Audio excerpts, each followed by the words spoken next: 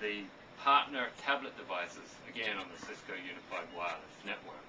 And what we find is that a clinician, when they're consulting with a patient, they often have a big checklist of things on a piece of paper, on a clipboard. They're denoting things like vital signs, lung sounds, medical history, skin condition, documenting all that as they consult with the patient. With this device, we're able to do that in real time. And let's see, we've got a screen capture of what I'm doing up on there, up on that monitor, so you can actually see a little better. But the way it works is the nurse has this tablet in their hand, and they select a patient's name from a drop-down window. So in this case, I'm going to say the patient I'm seeing is Bob Smith.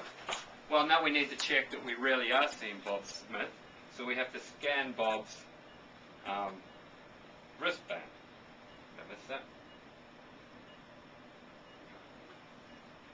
So once I've done that, now this whole area turns green, and I can see Bob Smith's picture on the screen. So now we've checked that I'm really seeing Bob Smith. Now I can enter information like his temperature. So I'll write 98 there, and it's going to recognize those characters and turn them into text that anybody can read. Okay. So as I enter my handwriting gets turned into text. I can do the skin assessment, the pain assessment, the allergy check. Yes, I've verified as penicillin allergy. And now I'm going to medicate. I'm going to give him some medication. I'm going to say, actually that's the wrong one. I'm going to say that I'm giving him morphine. Back to the wrong one. So I'm going to say that I'm giving morphine. Well, we have to check that I really am giving morphine. So now I have to scan the medication label, and that area turns green. So I said I was giving morphine, and I scanned morphine. Now I have to record who's actually giving that patient morphine. So I scan the nurse's badge, and now I click. And see, at each step, the area turns green to give me a visual signal that I've got it correct. I say continue. Now here's another thing. I could spend a lot of time describing a patient's wound, or I could just take a photograph of it. So now I hold this up, I take a photograph of a patient's wound, and here's a photograph. And now I can annotate that. Alright, so instead of spending so much time talking about it, I got a photograph of it. And then I sign it off and I'm finished. So this had three key benefits. Let's see. I was able to capture all that information in real time as I saw the patient. I didn't have to transcribe it and make transcription errors as I did so. It also makes that information available to everybody else in the hospital in real time. And it also checks the 5 rights. Have I got the right patient?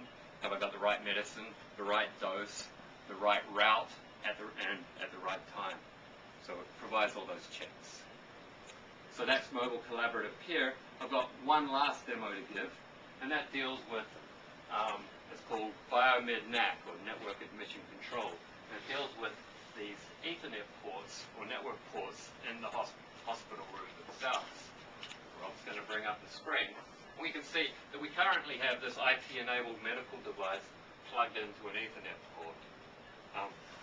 Now, in most hospital rooms, and there's the output. So we're in bed 3, and we can see in a central station somewhere they're monitoring the output of that. Now, in most hospital rooms, these Ethernet ports are going to be in one of 3 states. They're going to be live and able to be used at any time. That's insecure. You shouldn't see that very often.